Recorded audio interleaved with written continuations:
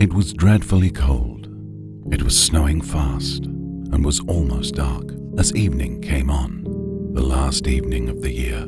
In the cold and the darkness, there went along the street a poor little girl, bareheaded and with naked feet. When she left home, she had slippers on, it is true, but they were much too large for her feet, slippers that her mother had used till then, and the poor little girl lost them in running across the street when two carriages were passing terribly fast. When she looked for them, one was not to be found, and a boy seized the other and ran away with it, saying he would use it for a cradle someday when he had children of his own. So on the little girl went with her bare feet that were red and blue with the cold. In an old apron that she wore were bundles of matches, and she carried a bundle also in her hand.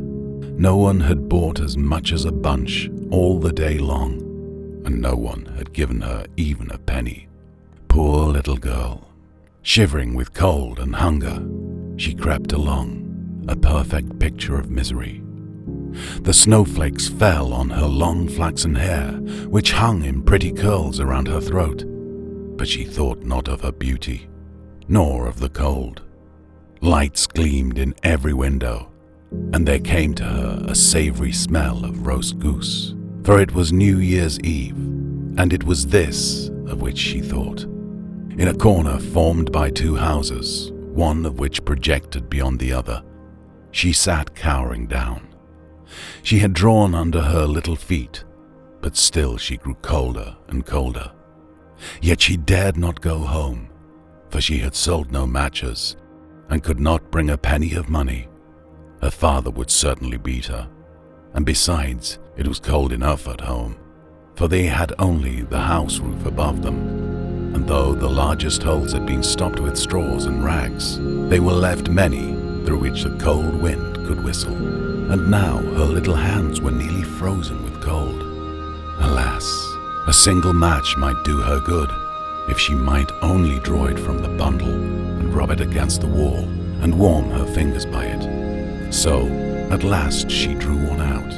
Whished! How it blazed and burned! It gave a warm, bright flame like a little candle as she held her hands over it. A wonderful little light it was.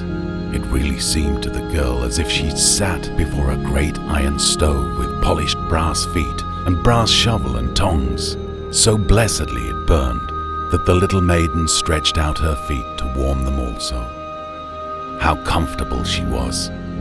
But lo, the flame went out, the stove vanished, and nothing remained but a little burned match in her hand. She rubbed another match against the wall. It burned brightly, and where the light fell upon the wall it became transparent like a veil, so she could see through into the room. A snow-white cloth was spread upon the table, on which was a beautiful china dinner service, while a roast goose, stuffed with apples and prunes, steamed famously and sent forth a most savory smell.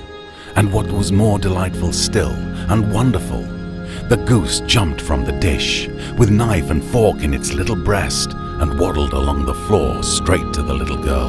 But the match went out then, and nothing was left to her but the thick, damp wall.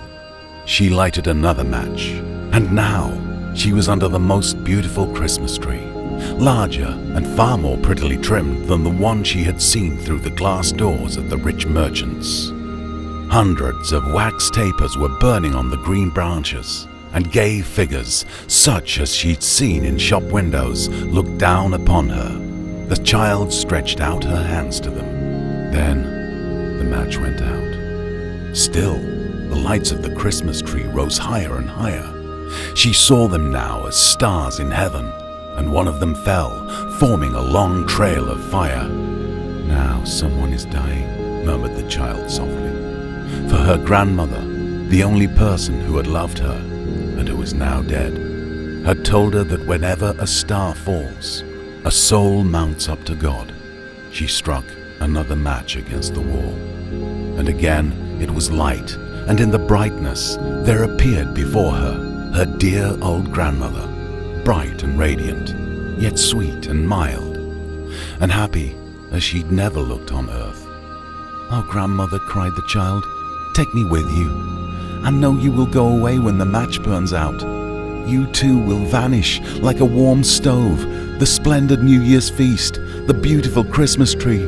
And lest her grandmother should disappear, she rubbed the whole bundle of matches against the wall, and the matches burned with such a brilliant light that it became brighter than noonday. Her grandmother had never looked so grand and beautiful.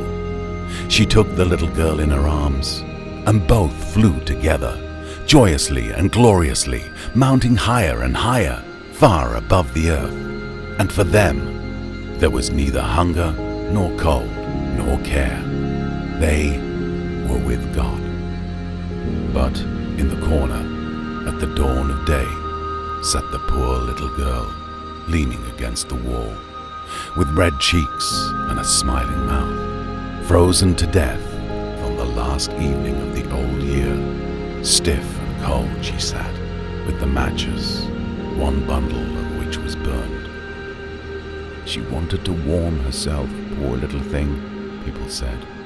No one imagined what sweet visions she had had to enter upon the joys of a new year.